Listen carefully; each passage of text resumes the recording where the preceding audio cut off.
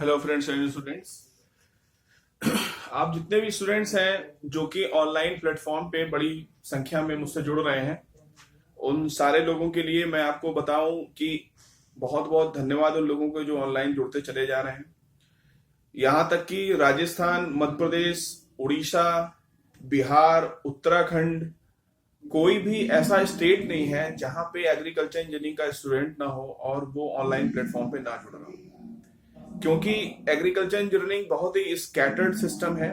आपको पता है कि बाकी ब्रांचेस के तरीके ये ब्रांच केवल सेंट्रल स्तर पे नहीं है, ये ब्रांच स्टेट लेवल पर डिपेंड करती है, क्योंकि कृषि हमेशा से एक राज्य विषय रहा है और इसकी वजह से ये डिफरेंट स्टेट्स की जलवायु और मिट्टियों का डिफरेंस होने की वजह से इसको स्टेट का मैटर बनाया गया और मैक्सिमम जगहों पर राज्य ही इसको लेकर नीतियां बनाता है।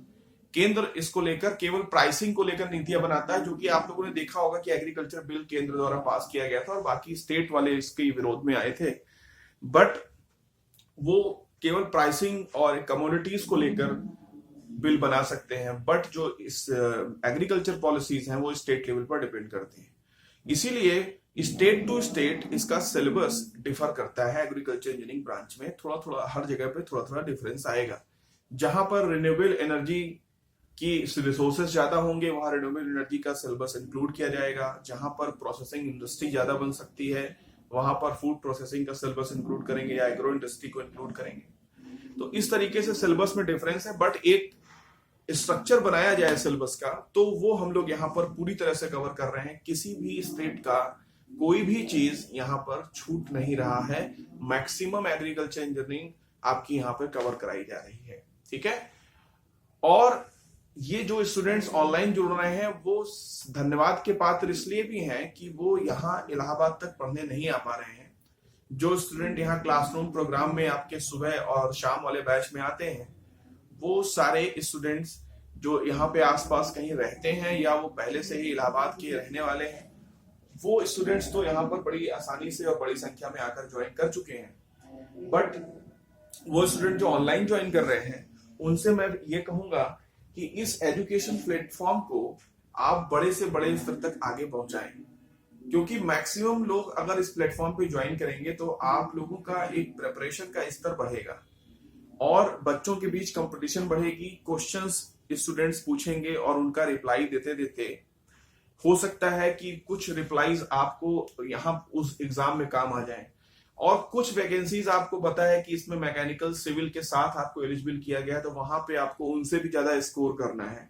तो आपको एक कॉम्पिटिटिव माहौल यहाँ पे डेवलप करना है, बशर्ते इसके कि आप कोचिंग ऑनलाइन ज्वाइन करें और किसी और को इस बारे में इन्फॉर्म ना करें। तो ज्यादा बेहतर ये होगा कि इस प्लेटफॉर्म को स्प्रेड करिए। ये आपकी पर्सनल जिम्मेदारी है। इंडिया का पहला वेल स्ट्रक्चर्ड एग्रीकल्चर इंजीनियरिंग का ये प्रोग्राम है जिसको हम लोग यहाँ पर रन कर रहे हैं, ठीक है। और सिलेबस का हर एक हिस्सा डिप्लोमा एंड बीटेक स्तर पे यहाँ पे कंप्लीट किया जा रहा है। तो वो चीज आप लोगों को मद्देनजर रखनी है और ये चीज सोचना है कि ये प्लेटफॉर्म किस तरीके से इंडिया के लार्जेस्ट एजुकेशनल प्लेटफॉर्म में कन्वर्ट हो पाए। तो जनरली क्या है कि एग्रीकल्चर इंजीनियरिंग के स्टूडेंट्स की संख्या लिमिटेड है, बट लिमिटेड के साथ साथ अगर वो वेल कनेक्टेड होंगे तो हो सकता है कि फ्यूचर में इस प्लेटफॉर्म के थ्रू हम लोग डिफरेंट एग्रीकल्चर कंपनीज से भी कांटेक्ट करें और यहाँ पर एक स्पेशल ट्रेनिंग ऑर्गेनाइज करके उन कंपनीज में भी स्टूडेंट्स को लाकर यहाँ पे कनेक्ट कर दिया जाए। तो ये केवल एक एग्रीकल्चर का कोचिंग और एग्जामिनेशन तैयारी के प्लेटफॉर्म के बजाय ट्रेनिंग एंड प्लेसमेंट प्लेटफॉर्म में भी कन्वर्ट कर सकते हैं। तो उसके लिए ज्यादा जरूरी ये है कि इस प्लेटफॉर्म पर स्टूडेंट्स की संख्या बढ़ी हो, क्योंकि कोई भी कंपनी किसी भी प्लेटफॉर्म से तभी कनेक्ट होती है जब उनके पास मॉब हो, उनके पास संख्या हो, उनसे जुड़े हुए लोगों की संख्या अधिक हो। तो वहां पर भी हो इस तरीके की नई चीज एक्सप्लोर करी जा सकती है। और इस प्लेटफॉर्म पर बड़ी संख्या में जुड़ने पर इस प्लेटफॉर्म को गवर्नमेंट अंडरटेक भी कराया जा सकता है, क्योंकि ये एग्रीकल्चर एजुकेशन का प्लेटफॉर्म है और एग्रीकल्चर पर गवर्नमेंट का अच्छा खासा इन्वेस्टमेंट है। तो उस पर एजुकेशन लेने के लिए स्टूडेंट्स का एनरोलमेंट रेशियो धीरे धीरे बढ़ रहा है। बीएससी एग्रीकल्चर जैसे सब्जेक्ट में बड़ी संख्या में स्टूडेंट एडमिशन ले रहे हैं। बीटेक एग्रीकल्चर में पहले की अपेक्षा एडमिशंस अधिक होना चालू हो गए हैं। लोग अभी डिप्लोमा एग्रीकल्चर इंजीनियरिंग की तरफ रुझान थोड़ा कम है, बट बीटेक की तरफ ज्यादा है। यहां पर वैकेंसीज कम आने का कारण ही ये है क्योंकि इसको कोई ऐसा रिप्रेजेंटेशन प्लेटफॉर्म मिलता नहीं है जिसमें इस चीज को ले जाके आगे बढ़ाया जाए। तो इस प्लेटफॉर्म को ज्यादा से ज्यादा लोगों में स्प्रेड करने का फायदा आपका है लॉन्ग टर्म, ठीक है। तो वो स्टूडेंट्स जो यहाँ पर जुड़े हैं ये अपने थ्रू और लोगों को भी बताएं कि यहाँ पर इतना कुछ चल रहा है, और आपको बताएं कि करीब बेसिक लेवल टेस्ट सीरीज जो हमारी है असिस्टेंट इंजीनियर की, जिसमें हम 5000 से प्लस ऑब्जेक्टिव कर रहे हैं, उसमें हम लोग करीब 1200 ऑब्जेक्टिव के ऊपर पहुंच चुके हैं।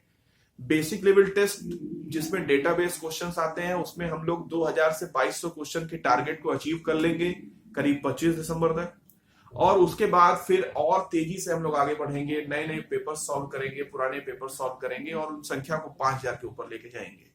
हर एक क्वेश्चन अच्छी एक्सप्लेनेशन के साथ है। उसी तरह वन लाइनर का भी जो जूनियर इंजीनियर वालों का है वो ऑलरेडी यहाँ पर लॉन्च किया जा चुका है। वो बाइलिंगुअल लैंग्वेज में आप लोगों को पढ़ाया जाता है, हिंदी में लिखा हुआ और इंग्लिश में लिखा हुआ वन लाइनर आपको बता के उसके साथ की बेसिक थ्योरी पूरी आपको बताई जाती है।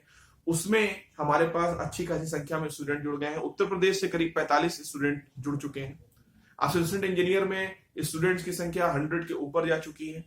उड़ीसा और यहां तक कि तमिलनाडु के स्टूडेंट्स जो डिमांड कर रहे हैं कि सर प्योर इंग्लिश में अगर आप पढ़ा दें तो हम उसको ज्वाइन करेंगे।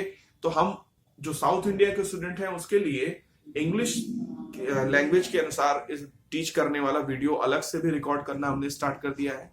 उद्देश्य केवल इतना है कि एग्रीकल्चर एजुकेशन के और एग्रीकल्चर इंजीनियरिंग के इस प्लेटफॉर्म को इंडिया स्तर पे बड़ी संख्या मिलनी चाहिए, ताकि ये प्लेटफॉर्म, मेरा मानना है, इसे गवर्नमेंट अंडरटेक भी कराया जा सके, चाहे स्टेट गवर्नमेंट चाहे सेंट्रल गवर्नमेंट। इस पर भी हम लोग ट्राई करेंगे और इस प्लेटफॉर्म पर ज्यादा स्टूडेंट जुड़े होने से हम विभिन्न कंपनीज से भी इसमें कांटेक्ट कर सकते हैं।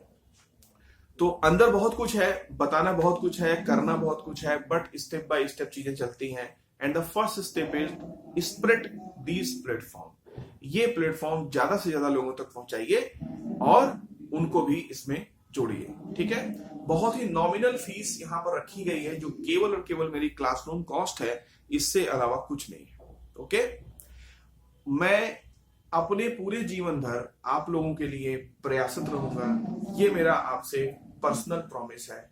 आप इसी उम्मीद के साथ कि आप मेरा कही गई बातों का अमल करेंगे, मैक्सिमम लोगों तक पहुंचेंगे और असिस्टेंट इंजीनियर, जूनियर इंजीनियर और इससे रिलेटेड जितने भी डिप्लोमा एग्रीकल्चर इंजीनियरिंग और बीटेक एग्रीकल्चर इंजीनियरिंग के स्टूडेंट्स के लिए जितना भी बेहतर प्रयास होगा वो सभी आप लोग करेंगे। और हमारा एक नेक्स्ट प्लेटफॉर्म जो एग्रीकल्चर स्टूडेंट्स के लिए स्टार्ट होने वाला है, उसके बारे में भी जल्दी ही मैं आपको इंफॉर्मेशन दूंगा। Again very very thank you for watching the video and I will always welcome you all in the story and glory of the branch agriculture engineering. Thank you, bye bye and Shabba Khair.